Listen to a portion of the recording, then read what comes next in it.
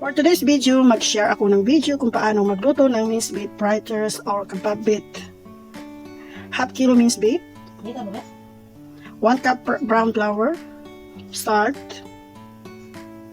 turmeric powder, mixed spices,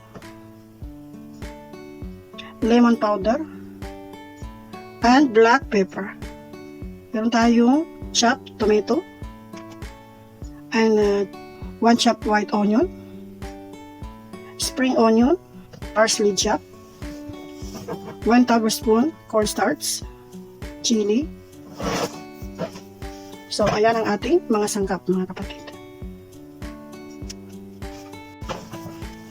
So, ito na yung ating minced beef. Biniling na baka.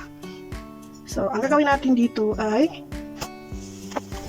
pagsama-samahin natin ang kanyang mga sangkap. Yan na yung white onion, spring onion, green chili, 1 tomato chops, parsley chops, 1 cup brown flour, cornstarch, asin, ayan naman ang ating paminta, at ng black lemon powder, at yan naman ang ating mixed spices or badja, at ng turmeric powder.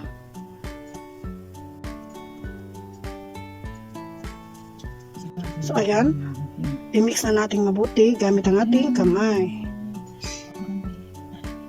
So ayan mga kapatid. So kung kailangan natin mag-add ng tubig ay pwede tayong mag-add.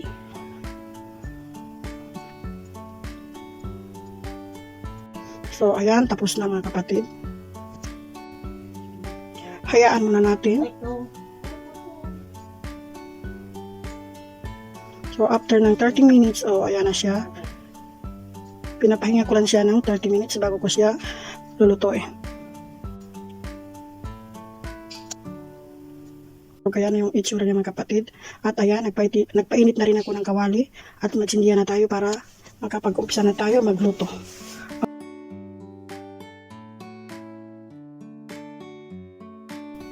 So, naghanda rin ako ng tubig. Iyan ko sa kamay ko tuwing maggawa tayo. Kukuha lang tayo ng maliit, parang mga 1 tablespoon lang. Ganyan lang mga kapatid.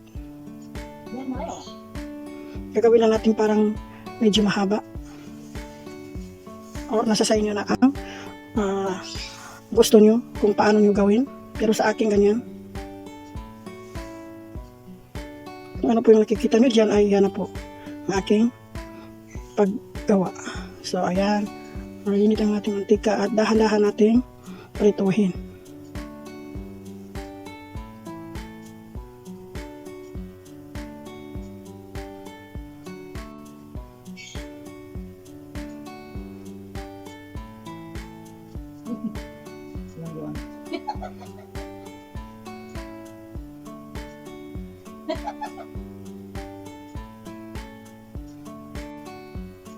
At ayan, nakuha ko ng tissue para dyan natin ilagay.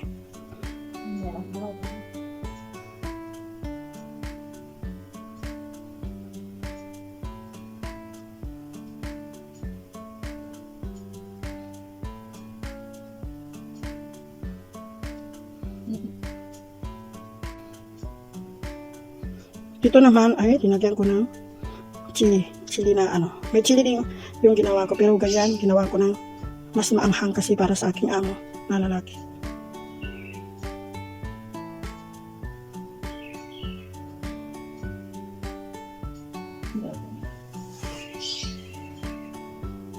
So ayan, ganyan lang mga kapatid, luto na yan.